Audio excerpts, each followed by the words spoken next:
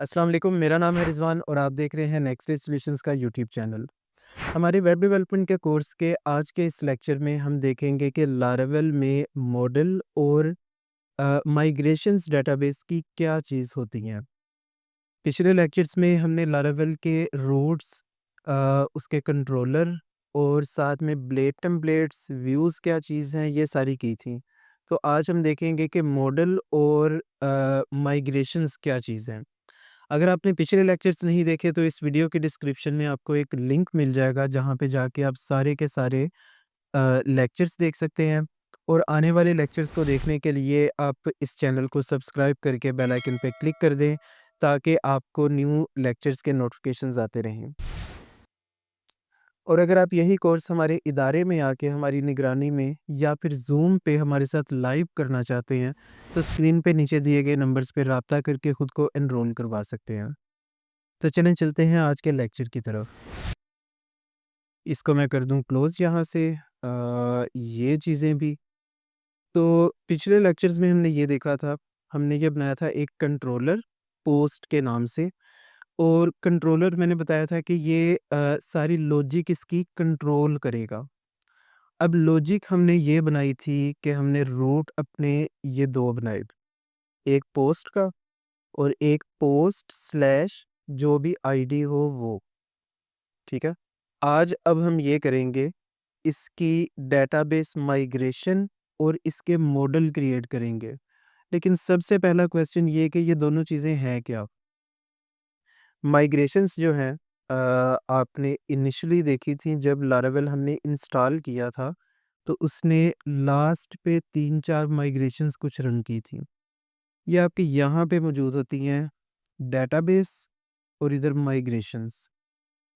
Migrations जो हैं क्योंकि अब हम बना रहे हैं एक वेब एप्लीकेशन और इसको ज़्यादा स्ट्रीमलाइन करने के लिए कि जब इसको डिप्लॉय किया जाए सर्वर पे, जब इसको कोई यूज़र रन करे, जिसने इस ऐप को रन करना है, कोई डेवलपर, तो बजाय ये कि वो पीएचपी माय एडमिन से जाके डेटाबेस में मैन्युअली अ, टेबल्स क्रिएट करे, डेटाबेस क्रिएट करे, उसमें कॉलम्स क्रिएट करे, तो माइग्रेशंस ये काम करती हैं कि आपने जो भी डेटाबेस का स्ट्रक्चर बनाना हो, वो अपनी माइग्रेशन के अंदर बनाते हैं, ठीक है? यहाँ पे ये 3 बाय डिफ़ॉल्ट मौजूद होती हैं लारावेल में। एक ये क्रिएट यूज़र्स, ठीक है? ये यूज़र्स का टेबल क्रिएट करता है। एक ये है कैशे का टेबल, ठीक है? जॉब्स का टेबल, ये जॉब्स हम आगे जाके करेंगे, ये क्या चीज़ है वो आपको 1 से 2 वीक बाद पता चलेगा। लेकिन कहने से मुराद ये है कि ये 3 डिफरेंट टेबल्स क्रिएट करवा रहा है लारावेल। तो लारावेल में जैसा कि आपने देखा था ENV फाइल में आप एसक्यूएलाइट भी सिलेक्ट कर सकते हैं और माईएसक्यूएल भी, और इसमें और भी ऑप्शंस हैं। तो इस वजह से बजाय ये कि आप मैन्युअली वहाँ पे जाके करें, आपकी ऐप के अंदर ही ये डिफाइंड होता है कि इसका डेटाबेस का स्ट्रक्चर क्या होगा। और वो स्ट्रक्चर डिफाइन करने के लिए हम माइग्रेशन क्रिएट करते हैं। हर एक माइग्रेशन एक डेटाबेस का नया वर्जन है। फॉर एग्जांपल ये 3 माइग्रेशंस हैं। फर्स्ट माइग्रेशन में वो कर रहा है क्रिएट यूज़र्स का टेबल और इसमें एक्चुअली सिर्फ वो नहीं कर रहा। उसने यूज़र्स का टेबल, पासवर्ड रीसेट टोकन का टेबल, ठीक है? यूज़र जितनी दफ़ा लॉगिन होगा तो उसके लिए सेशंस का एक टेबल। ये 3 टेबल एक ही माइग्रेशन के अंदर वो क्रिएट करवा रहा है। तो माइग्रेशन का मकसद ये है कि कोई भी नया वर्ज़न जो आप डेटाबेस में चेंज कर रहे हैं, उसके लिए आप एक माइग्रेशन क्रिएट करेंगे और उसमें डिफ़ाइन करेंगे स्ट्रक्चर कि जब ये वाली माइग्रेशन रन हो, तो इसमें क्या चेंजेज़ आएँ। और अब आप यहाँ पे देखें, क्रिएट यूज़र्स का टेबल जो ये माइग्रेशन है, यहाँ पे 2 फंक्शन है इस क्लास में। एक है अप का फंक्शन और एक है डाउन का। अप से मुराद है कि जब ये वाली माइग्रेशन रन की जाए, तब क्या हो? और डाउन से मुराद है कि जब इसको रोल बैक किया जाए, ठीक है? एक वर्ज़न पीछे आया जाए तो ये क्या करे? तो उसमें रिवर्स हम करवाते हैं। फॉर एग्ज़ाम्पल यहाँ पे उसने ये 3 टेबल क्रिएट किए। हर एक टेबल के अंदर उसने डिफ़ाइन किया ये इसकी इसके कॉलम्स होंगे। इस यूज़र्स के टेबल में ये कॉलम है, आईडी है, ठीक है? स्ट्रिंग होगा एक नेम के नाम से, स्ट्रिंग होगी एक ईमेल के नाम से और ये यूनिक होगी। इसी तरह टाइम स्टैम्प होगा इस नाम से, ईमेल वेरीफाइड एट, कि कब इसने अपना ईमेल वेरीफाई किया था वो भी हम स्टोर करेंगे। और ये बाय डिफ़ॉल्ट नलेबल है, क्योंकि कुछ यूज़र ने साइन अप किया और वो कभी भी अगर ना करे अपना ईमेल वेरीफाई तो उसके लिए। इसी तरह पासवर्ड, रिमेंबर टोकन और ये सारे कॉलम्स उसने यूज़र्स के टेबल में बना दिए। इसी तरह इस टेबल में ये 3 कॉलम्स, ठीक है? और इसमें भी ये। अब डाउन में वो क्या कर रहा है? स्कीमा ड्रॉप इफ एक्सिस्ट्स, कि अगर ये टेबल मौजूद है तो इसको रिमूव कर दो। यूज़र्स ये और सेशंस, ठीक है? तो मैं रिपीट कर दूँ, माइग्रेशंस आपके डेटाबेस में चेंज करने के लिए कुछ स्ट्रक्चर चेंज यूज़ की जाती हैं और इसमें 2 चीज़ें होती हैं। एक कि जब इस माइग्रेशन को रन किया जाए, जब ये माइग्रेशन रन हो तब वो क्या काम करे, और जब इसको रोल बैक किया जाए, डाउनग्रेड किया जाए, तब क्या काम करे, ठीक है? अब हम इसकी थोड़ी-सी प्रैक्टिकल एग्ज़ाम्पल यहाँ पे करते हैं। पोस्ट के नाम से हमने टेबल बनाया, सॉरी टेबल नहीं, ये एक कंट्रोलर बनाया था और हम इसी को लेके चलते हैं। अब हमें चाहिए पोस्ट के नाम से एक डेटाबेस में टेबल। अगर यहाँ से मैं इस एसक्यूलाइट को ओपन करूँ, ये तो आप देखेंगे ब्राउज़ डाटा में आके इसमें ये सारे टेबल्स हैं, ठीक है? इनमें से 3 हमने देख लिए हैं कहाँ से आ रहे हैं, बाकी जो हैं वो इन माइग्रेशंस में होंगे। Cache, cache locks, jobs, job batches और फेल्ड जॉब्स, तो ये सारे आ गए, ठीक है? अब हमें यहाँ पे एक न्यू टेबल बनाना है और उस टेबल का हम नाम रखेंगे पोस्ट्स, और उसके लिए एक सिंपल सी कमांड है पीएचपी आर्टिसन की, मेक माइग्रेशन, ये PHP artisan make colon migration. ये जो मैंने आपको बताया था यहाँ पे पीएचपी आर्टिसन अगर मैं सिंपली करूँ टाइप, तो ये सारी की सारी यहाँ पे भी मुझे कमांड्स शो करवा देता है, इसकी कौन-कौन सी कमांड्स हैं, ठीक है? तो अब हम ये रन करते हैं कमांड कि ये वाली माइग्रेशन एक क्रिएट कर दो, और आगे हम कहते हैं किस नाम से इस माइग्रेशन को क्रिएट करना है, और इसमें अगर आप डिस्क्रिप्टिव नेम यूज़ करें जैसे क्रिएट यूज़र्स टेबल, तो वो थोड़ा बहुत स्कीमा इसका खुद ब खुद बना देगा। ये इसने फ़ाइल क्रिएट कर दी, डेटाबेस माइग्रेशंस और इस नाम से।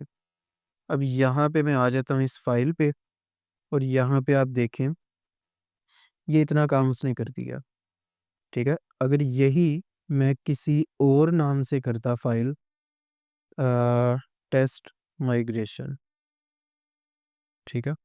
तो इसमें उसने कहना था सारा कोड खुद लिखो। ख़ैर अब एआई का ज़माना है और अब अगर हमें स्क्रैच से भी लिखना पड़ता तो इश्यू नहीं था। अच्छा, अब यहाँ पे एक और इम्पोर्टेंट चीज़ मैं बताता जाऊँ, ये 2 माइग्रेशन हमने क्रिएट कर दी हैं, लेकिन अभी ये यहाँ पे डाटा नहीं आएगा। वो इसलिए कि इन माइग्रेशन को माइग्रेट करना पड़ेगा। तो माइग्रेट करने से पहले हम क्या करेंगे, इसको एक्चुअली एडिट करेंगे कि इसमें भाई कौन-कौन से कॉलम्स होंगे, और वो ऐड करने से पहले ये टेस्ट वाली मैं रिमूव कर दूँ, ये गई ट्रैश में। और अब डाउन वाला जो है वो तो बिल्कुल सिंपल है कि ये जो टेबल है इसको सिंपली रिमूव कर दें। इधर मैं अब क्या करूँगा, मैं इस एआई को ही कह देता हूँ कि इसको मुझे कंप्लीट कर दो, या ये यहाँ से करना शुरू हो जाएगी। हम्म, आ, स- नाम गलत हो गया, मैंने क्योंकि वहाँ से पूरा कॉपी कर लिया था। खैर इसका यही फ़ायदा है कि हमने माइग्रेशन रन नहीं की, और रन की भी होती तो हम सिंपली डेटाबेस को डिलीट करके दोबारा से माइग्रेशन रन कर सकते थे। तो इसको मैं करूँ यूज़र्स नहीं, पोस्ट्स का टेबल, ये आ गया। टाइटल, बॉडी, ठीक है, स्लग उसकी, इमेज, और स्टेटस डिफ़ॉल्ट ड्राफ्ट होगा और व्यूज़ ये चीज़ें हमें नहीं चाहिए, हमें उसका चाहिए यूज़र आईडी, फ़ॉरेन की यूज़र आईडी ये, ठीक है? तो अब इसने क्या किया, ये मुख्तलिफ़ कॉलम्स क्रिएट कर दिए हैं। लेकिन इसमें से ये जो स्टेटस वाला है ना, आपको डेटाबेस में याद होगा कि एक enum की वैल्यू होती थी, ठीक है? ये उसने ऑप्शन दे दी यहाँ पे। अभी इसने दी थी स्ट्रिंग की, तो इसमें कोई भी वैल्यू जा सकती है, तो इसको बेटर है हम enum कर दें। enum से मुराद के स्टेटस के नाम पे स्टेटस के कॉलम में ये 2 वैल्यूज़ हो सकती हैं, ड्राफ्ट और पब्लिश्ड। तीसरी देना चाहें तो यहाँ पे दे सकते हैं, आर्काइव्ड, डिलीटेड, ठीक है?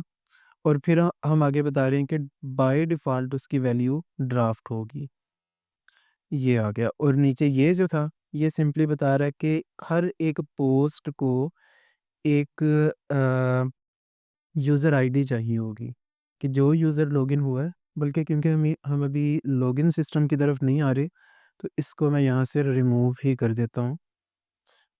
कॉम्प्लेक्स कर देगा ये लेक्चर के लिए। तो ये हमारा टेबल का स्ट्रक्चर अब बन चुका है। अब हम करेंगे, इसको मैं कर दूँ क्लोज़, क्योंकि ये फ़ाइल को लॉक कर देता है डेटाबेस की, एसक्यूलाइट वाली। अब हम इसको करेंगे माइग्रेशन रन। हमें पता है न्यू माइग्रेशन हमने ये वाली बनाई है, पहली 3 माइग्रेट हो चुकी हैं। तो इधर मैं करूँगा पीएचपी आर्टिसन माइग्रेट। तो उसने देखा कौन-सी मिसिंग है, रन नहीं हुई। उसने कहा ये वाली रन नहीं हुई और उसको रन कर दिया। अब इस डेटाबेस को ओपन करते हैं। अब सॉरी, टर्मिनल और रिवील एंड फाइंडर।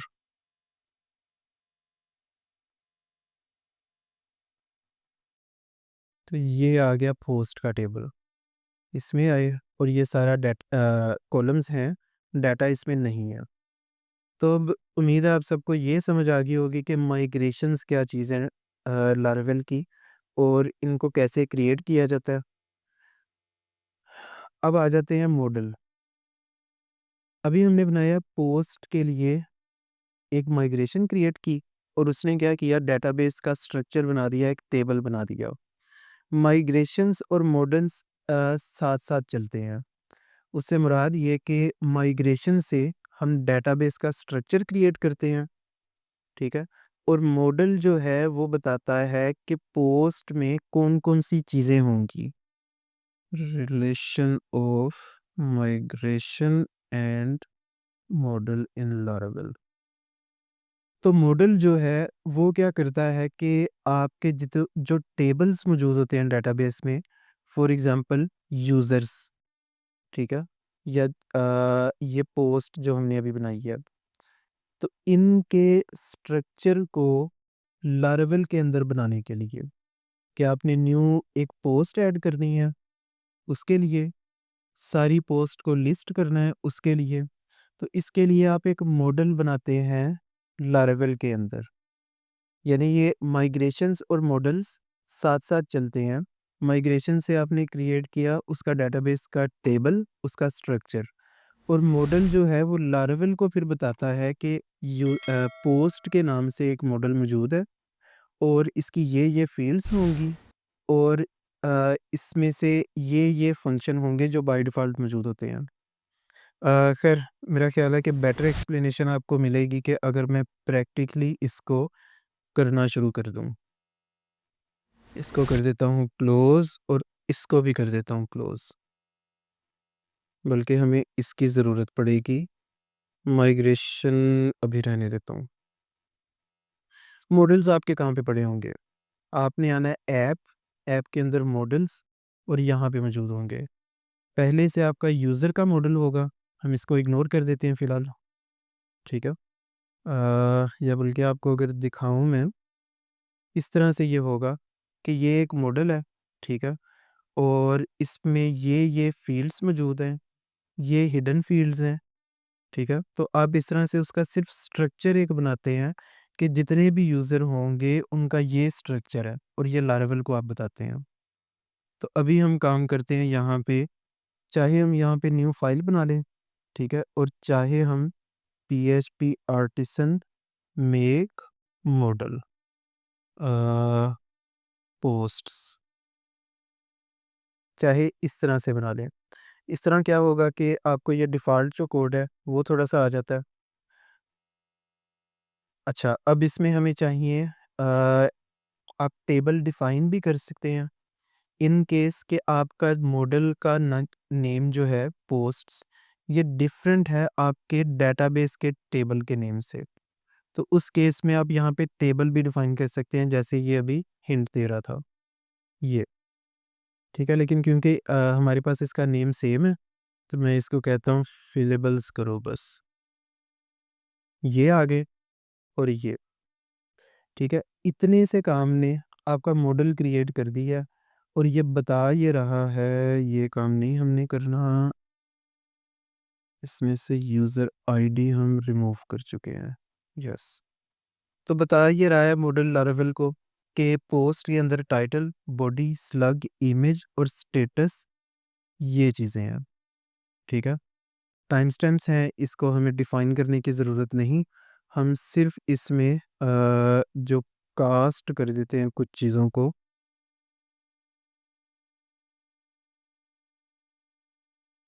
सब करने की ज़रूरत नहीं हमें। ख़ैर इस सारे पार्ट की ज़रूरत नहीं। मैं वैसे ही आपको एक्सप्लेन कर देता हूँ कुछ चीज़ें। यूज़र का जो मॉडल है उसमें से फिलेबल जो वेरिएबल होगा आपके मॉडल में, वो बताएगा कि इसमें कौन-कौन सी फ़ील्ड्स फ़िल की जाती हैं, ठीक है? कि कौन-कौन सी इसकी वैल्यूज़ हैं। नेम, ईमेल, पासवर्ड, ठीक है? फिर आप कुछ फ़ील्ड्स हिडन रखवा सकते हैं। वो कह रहा है कि पासवर्ड हिडन है, ठीक है? कि ये कहीं पे गलती से इको ना हो जाए। और रिमेंबर टोकन जो है वो हिडन है, ताकि कोड में अगर कहीं पे आप मॉडल को यूज़ करते इसको इको करें तो ये ना हो, ठीक है? इसी तरह कास्ट जो है ये बताती हैं कि कुछ एट्रीब्यूट्स को आपने उनकी टाइप डिफाइन करनी होती है कि ईमेल वेरिफाइड एट, ये डेट टाइम है। इसी तरह पासवर्ड जो है ये हैश्ड होगा। हैश्ड से मुराद कि अगर आपने पासवर्ड लिखा है फॉर एग्जांपल ABCD123, ठीक है? तो इसका हैश्ड वर्ज़न होगा कुछ इस तरह, ये, ताकि कोई रीड ना कर सके। तो ये चीज़ होती है हैश्ड। इसको मैं कर दूँ क्लोज़। तो अब ये हो गया हमारा मॉडल डिफ़ाइन, ठीक है? इसकी हमने एक सिंपल सी क्लास बनाई और उसने बस ये बता दिया। अब इसका फ़ायदा क्या होगा? फ़ायदा अब ये होगा कि यहाँ पे हम ये रिटर्न के बजाय हम उस मॉडल को यूज़ करेंगे। सबसे पहले तो हमें यहाँ पे करना है यूज़ अ, इसका यहाँ इस क्लास में जो नेम स्पेस होगा वो स्लैश आगे इस क्लास का नाम, यानी app slash model slash posts. ये इसने पहले ही यहाँ पे मुझे सजेस्ट कर दिया, ये। नेक्स्ट अब हम क्या कर सकते हैं, यहाँ पे ये डमी डाटा, यहाँ पे ये डमी डाटा रिटर्न करने के मैं सिंपली ये रिटर्न करूँगा और नीचे ये सारा रिमूव कर देते हैं, ये पार्ट, ठीक है? इससे क्या होगा कि जितनी भी आपकी पोस्ट्स डेटाबेस में मौजूद होंगी, वो सारी की सारी ये फ़ंक्शन रिटर्न कर देगा, ठीक है? तो इस तरह से सिंपल आप जो डेटाबेस के साथ इंटरैक्ट करवाएँगे ऐप में, वो काम करेगा। अब यहाँ पे एक इश्यू ये आया जिसको मुझे पहले सोचना चाहिए था कि क्लास नेम दोनों के सेम हो गए हैं। ये भी पोस्ट है, पोस्ट्स, और ये भी सेम। तो इसका हल ये है, हम यहाँ पे इसको कर देते हैं पोस्ट्स कंट्रोलर, ठीक है? और अब हमें कुछ और जगहों पे भी इसको चेंज करना पड़ेगा। कहाँ-कहाँ पे? जहाँ पे ये यूज़ हुआ था, नंबर 1 तो ये है। ये आ गया और यहाँ पे भी ये 2 चेंज कर दिया, ठीक है? अब ये पार्ट हो गया। नेक्स्ट अब हम यहाँ पे जो सिंगल शो करवा रहे हैं, वहाँ पे भी अब ये गेट डाटा करने के बजाय मैं सिंपली कर दूँगा पोस्ट्स में फाइंड करो ये वाली आईडी। तो सिर्फ़ इतना सा काम और वो खुद ब खुद डेटाबेस से फाइंड करेगा बिहाइंड द सीन जो क्यूरीज़ चलानी है, माईएसक्यूएल हो, एसक्यूलाइट हो या कोई भी डेटाबेस का सर्वर या टेक्नोलॉजी हो, वो खुद ब खुद लारावेल सारा मैनेज करेगा। अब ये पार्ट हो गया। अब आपके ज़हन में आ रहा होगा कि इसको टेस्ट कैसे करें? तो यहाँ पे एक क्विकली हम बनाते हैं क्रिएट पोस्ट के नाम से। एक हम रूट डिफ़ाइन कर देते हैं, ठीक है? और इसमें क्रिएट का हमारा कंट्रोलर का फंक्शन। अब चीज़ें जिन लोगों को क्लियर नहीं होंगी, वो यहाँ पे ध्यान कीजिएगा ज़रा, क्योंकि सारा कुछ हम ब्रीफली रिपीट करने लगे हैं। नंबर 1, आप रूट डिफ़ाइन कर रहे हैं कि जब हमारी ऐप के इस यूआरएल पे कोई बंदा आए, तो हमारा जो कंट्रोलर है, उसका क्रिएट का फंक्शन रन होगा, ठीक है? नंबर 1 चीज़। अब इधर हमें कंट्रोलर में क्रिएट का फंक्शन बनाना है, ये आ गया। और उसमें हम रिटर्न अब करवा रहे हैं अपना व्यू। अब ज़रा ओपन कर लें एमवीसी, उसका जो डायग्राम था, ये चीज़। यूज़र ने रिक्वेस्ट भेजी, ठीक है? तो ये रिक्वेस्ट पार्स हो रही है यहाँ से, रूट से। और रूट आगे बता रहा है कंट्रोलर का फलाँ फंक्शन। ये आगे हम कंट्रोलर तक, क्रिएट उसका फंक्शन। कंट्रोलर आगे अब इसको डाटा भेजेगा मॉडल को, अगर ज़रूरत हो। अगर नहीं ज़रूरत, क्योंकि जैसे क्रिएट पेज का जो है, क्रिएट पोस्ट का फंक्शन, तो उसके लिए उसको डेटाबेस से कुछ फेच नहीं करना, उसने सिंपली एक फॉर्म शो करवाना है और सबमिट करने पे वो डाटा स्टोर करवाएगा।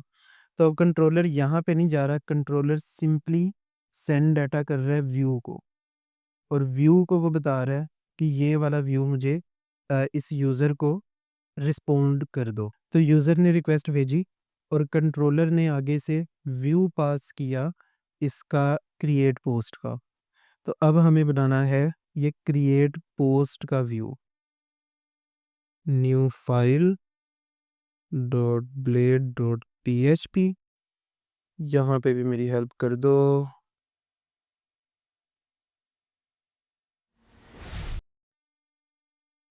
क्रिएट न्यू पोस्ट, इसका आ गया टाइटल, ये आ गया h1, ये आ गया हमारा फॉर्म और ये चीज़, ठीक है? अब यहाँ पे आपको दोबारा से ध्यान देना है।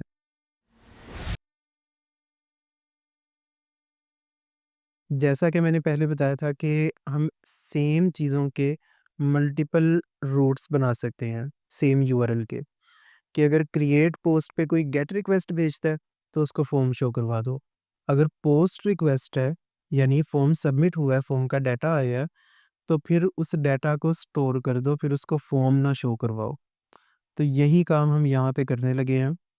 इस ब्लेड टेम्पलेट में आप देखें, यहाँ पे एक हमने ए टैग लगा दिया और इसमें बता रहे हैं रूट शो करवाओ पोस्ट्स का इंडेक्स, ठीक है? तो हमें इसको अब नेम देना है यहाँ पे, ये कि इस रूट का नाम है पोस्ट्स का इंडेक्स, ठीक है? जहाँ पे सारी आ रही हैं, और उसका हमने फिर ये नेम उठा के यहाँ पे दे दिया कि रूट ये वाला, उसका यूआरएल मुझे दे दो, और वो यहाँ पे इको हो जाएगा, लिंक लग जाएगा, ठीक है? और लिंक का नाम क्या है, लेबल उसका बैक टू पोस्ट, कि वापस आ जाए सारी पोस्ट की तरफ। एक आ गया हमारा h1, ये आ गया हमारा फॉर्म। अब फॉर्म पे उसने यहाँ पे स्टोर के नाम से, पोस्ट्स डॉट स्टोर के नाम से बनाया है उसका एंड पॉइंट, ठीक है? उसका रूट। तो हमें वो यहाँ पे चाहिए, इसको चाहे सेम नाम दे देते हैं, चाहे ये भी हमारा सेम ही है, ऊपर भी ये इंडेक्स के लिए चल रहा है और यहाँ पे भी चलेगा, लेकिन डिफरेंस क्या होगा, वो गेट रिक्वेस्ट है, ये पोस्ट रिक्वेस्ट है, ठीक है? और उसमें क्या करेगा, कंट्रोलर जो है हमारा पोस्ट का, उसका स्टोर का फंक्शन यूज़ करेगा और इस रूट को नाम दे दिया पोस्ट्स डॉट स्टोर और वो रूट आ गया हमारा यहाँ पे, ठीक है? अब सिंपली आ रहा है टाइटल, ये चीज़, ये सब कुछ आ गया। अब यहाँ पे एक ये कोड है, ये असल में सिर्फ़ इसलिए है कि मेक श्योर करे कि गलती से कोई 2 दफ़ा फॉर्म सबमिट ना कर दे। अगर दूसरी दफ़ा करेगा तो वो उसको कहेगा कि आपका टोकन एक्सपायर हो चुका है, पेज रीलोड करें। तो कहीं भी आपने लारावेल में फॉर्म लगाना है, तो आपने इसको भी ऐड करना है। अच्छा, अब ये पार्ट हमारा हो गया। अब इसको अगर हम चेक करें यहाँ पे, मैं इसको ऐप को करवाऊँ सर्व और इसको करते हैं रीलोड। ये क्या हुआ? अच्छा, इस आईपी पे आ गया। तो अब हम आते हैं इधर क्रिएट पोस्ट।